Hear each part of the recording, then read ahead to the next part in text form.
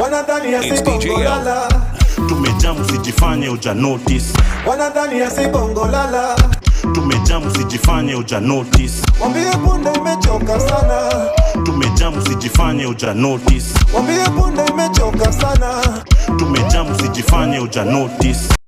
Get ready, get ready, get ready, get ready, get ready, get ready, get ready. Assalamualaikum. Assalamualaikum.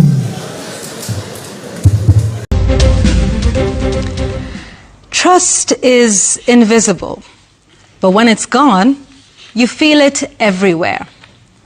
Now, there's a question I've heard whispered often lately in boardrooms, in buses, back channels, and even on breakfast television shows. It usually goes something like, why are things different now? Why is the public more restless, more skeptical, more confrontational, especially towards leadership? But perhaps the question is itself an answer, because what we're dealing with here isn't just criticism. It's a crisis of trust. You see, public trust is a kind of currency. It has no shape, no print, no watermark, but it's what gives value to leadership. Just like a banknote only works if people believe in the system behind it. Trust is what makes a signature on paper carry weight. It's what makes institutions function. What turns words into policy. What makes a leader's voice mean more than just sound. And like currency, trust is earned, guarded, tested, and crucially, it can also be lost. A government may have the legal mandate to lead, but legitimacy, that lives in the hearts of the people. And when people no longer believe, no longer feel heard or represented, the value of that leadership begins to decline, like currency in a broken economy.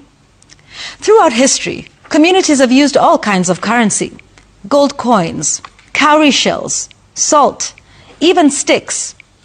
The form never mattered as much as the trust behind it. The understanding that this is something we value, something we honor, something we can exchange and depend on.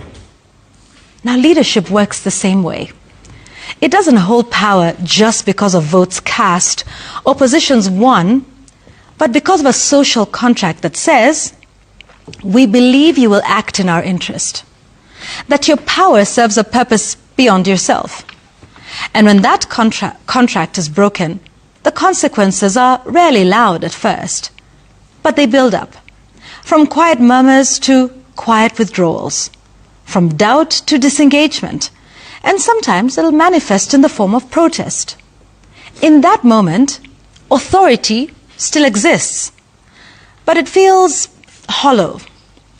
It's like holding a note whose value nobody recognizes anymore. So maybe the better question isn't why this generation is different. Maybe the question is, what broke the trust? And more importantly, how do we earn it back?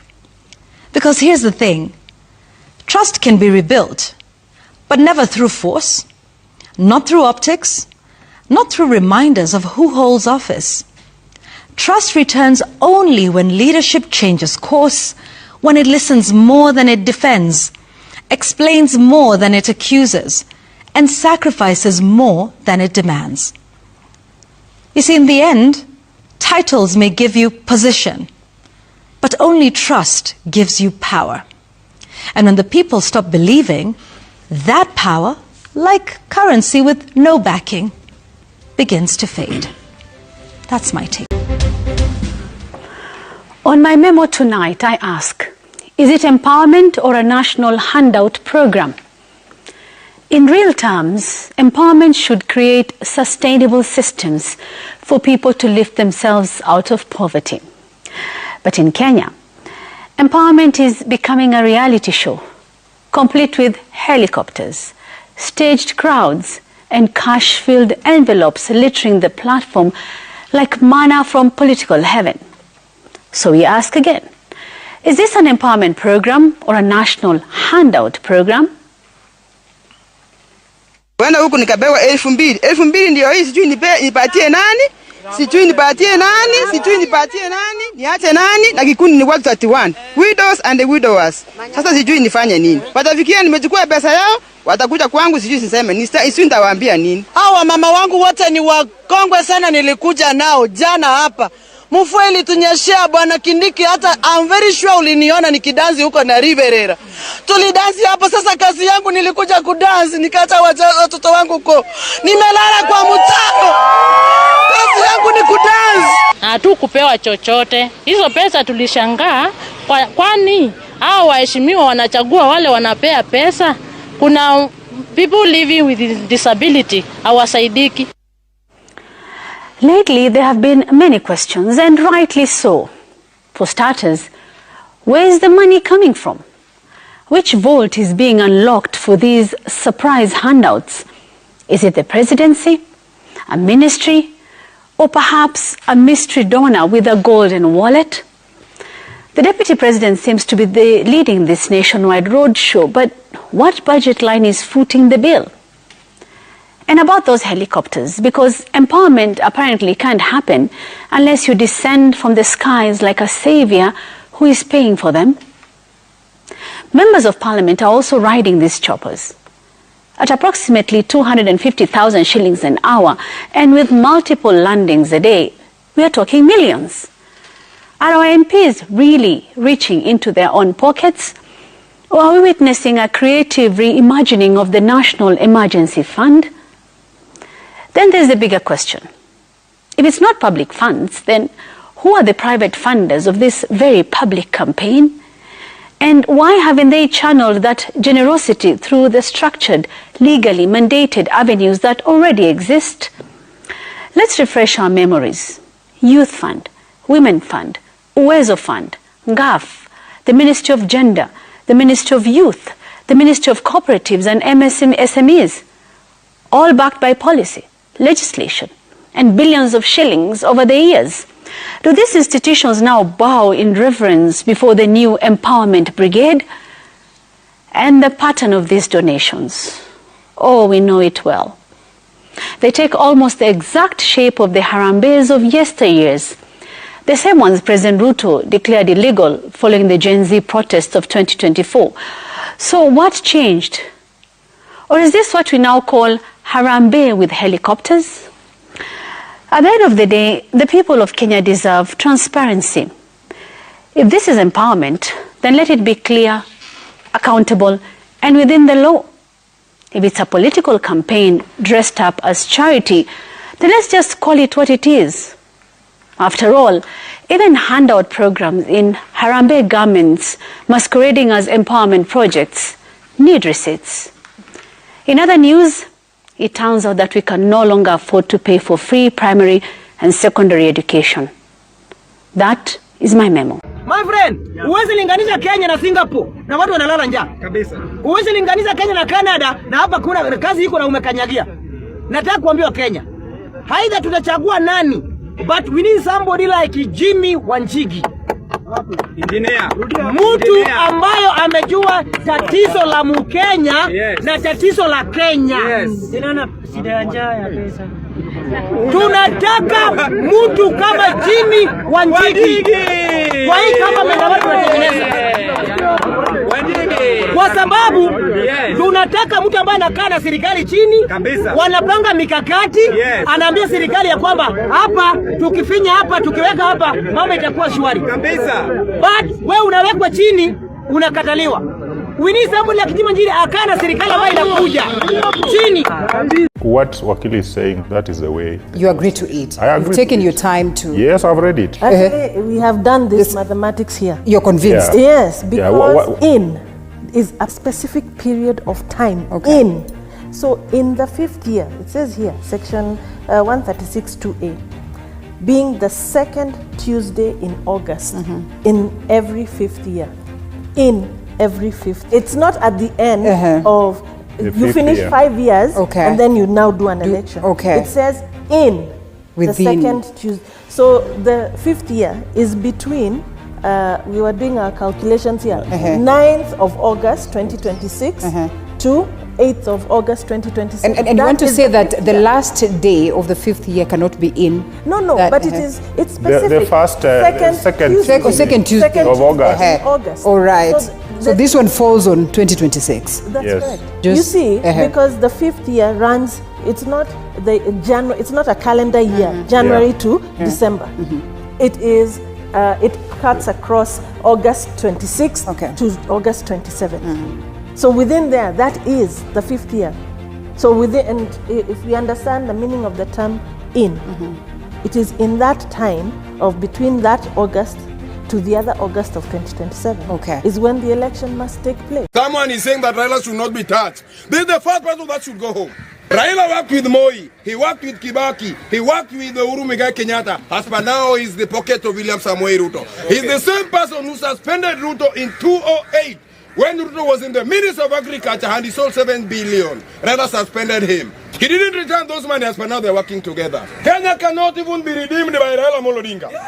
Kenya cannot be redeemed by William Samoei Ruto because he has messed. Kenya cannot be redeemed with the Rigathi Gachagua and the likes. We as Genesis, we have 16 million votes and we are not afraid. I want to tell you for free, we are coming one-on-one to meet these people. Bro, coming 2027, this guy used churches in 2022. He gave pastors something small. He gave them some sweets. Pastors gave in and campaigned for him in churches. He came to Mama Mboga. He knew Mama Mboga is having votes because he's having customers. Can lure for them some small fish, some omena. By 2027, Gen Z have a candidate which is going to meet William Samoei Ruto. But these cocoons, they are gathering together. Nothing. As we believe that those who aspire for leadership should be discussing how to liberate this country economically. How do you change the lives of our people? Because of what need is it if I'm going to discuss with someone about forming a coalition, and yet they were part of the odious debt that is strangling this nation? Will they agree to us declaring this debt odious and saying we are not going to pay any debt that was taken illegally, that didn't fund any single project in Kenya? Will they agree to such a conversation? They will not. So let them do their thing. We will market ourselves to the people of Kenya. Our house is self-contained. We have our president candidate, Jimmy Wanjigi, and I'm here, running mate, Willis Otieno. So what are we negotiating with them? So for you, you don't even have to think about who is the flag bearer, who is the... Our house is self-contained. It's settled, it's self-contained. We are talking to the people, and we are doing enough that the people will see in the fullness of time. We don't have to react to what other people are doing. Let them also do their game. We are also doing our own game. Safina Party is purely about economic liberation of the nation. Let every campaign define what they represent. Because as we believe, the space that we occupy, it's about the economic emancipation of our people. It's not about positions for individuals. You saw ODM and some of them shouting loud that now they want to be given positions in William Ruto administration. That is their right. They can go and get those positions. Because then they believe that leadership is about positions for individuals. We are not in that space. And we cannot caucus with anybody who is discussing leadership of this nation on the basis of positions to individuals. We have a running president and his running mate. We have an agenda. Our agenda is about economic liberation of the people of Kenya. And we invite Kenyans to get into this economic discussion space. Because of what value is it that if Mbadi is on the table, all Luos are full. If Oparanya is on the table, all lawyers are full. That's the politics that they know. That William Ruto eats for all Kalenjins. That is what the traditional politicians know. As we are not in that space, as we believe everybody should be rich, the government should come up with policies that enables the individual, wherever he is, to be able to get economic emancipation. But when Mbadi is sitting there and they are taking illegal loans in the name of the people of Kenya, how does that enrich the poor Luo man in Sindo Beach, in Homa Bay? What it means is that now Mbadi must also come up, after taking that loan, he will come up with a new finance bill that increases the taxes, charges, and levies for that poor man in Sindo. That man who is crying about economic pain, they are going to ask him to pay more in taxes. But Mbadi said that is not the case this time. Write it down. The finance bill is coming soon. They are going to increase taxes, charges, and levies. It is coming. Write it down. That I swear. They are going to increase your taxes, charges, and levies, whether you like it or not. But he can say all he wants to say. But your taxes are going up. But your earning has not increased. Is it a must that the government has to come up with another finance bill? But they have to finance their budget. How will they finance it? Already they have told you that their budget for this coming financial year is going to be 4.7 trillion. Yeah. So how will they finance it? Their collections today, on average, on revenue, you are averaging 160 billion per month. Your collections are barely hitting 2.1 trillion. Your debt finance for this year was going to be 1.9 trillion. Next year, your debt payment is at 2.1 trillion. You have a budget of 4.7 trillion. So tell me, how will you finance it without raising taxes? Because it's financed from people's money. So they have to come back to you and ask you to collect, to pay. Yeah. I am the president of Kenya, but the president doesn't hold up. Dissolve! Finish him.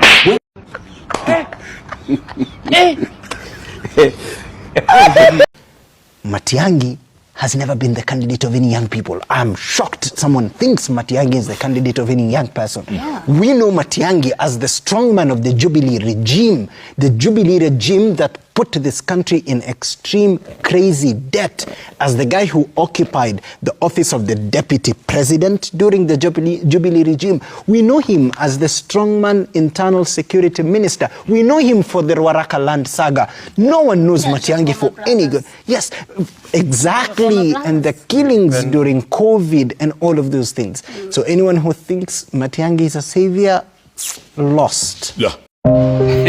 Kenyans, hawa ndio wakombozi. Same old monkeys, baboons, gorillas, different forests. Mama yangu, game over.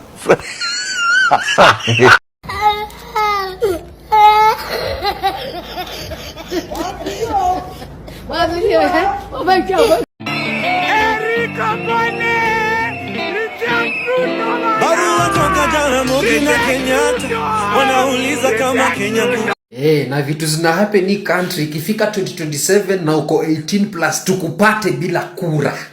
Ai, utatuambia unaishi wapi? Utatuambia unataka nani apeleke Ruto nyumbani? Kiongozi wa Kenya kwanza ni nani? Ni Ruto. Kwa hivyo shetani katika hii Kenya ni nani? Ni Ruto. Na ueleze mpaka mjilani yako, ueleze mtoto wako, ueleze mtuko wako aelewe kwamba shetani wa Kenya ni nani? Ni Ruto. Kwa hivyo kila siku asubuhi ukiamka unasema ashindwe. Huyu Ruto mumwambie tumechoka naye. Kama inatakana tubadilishe katiba ni kupunguza miaka ya Ruto, sio kuongeza atifike 7. We cannot wait to get an opportunity kutuma huyu mtu nyumbani kwa sababu kazi imemshinda. You like me, why them a fight me? You like me, chewing a bone, bite. TJ, bomb them, never stop. We don't trust them, even if we bust them. We don't trust them, stay far, not touch them. We don't trust them, hope their man not sub them. Informer, me say you must them.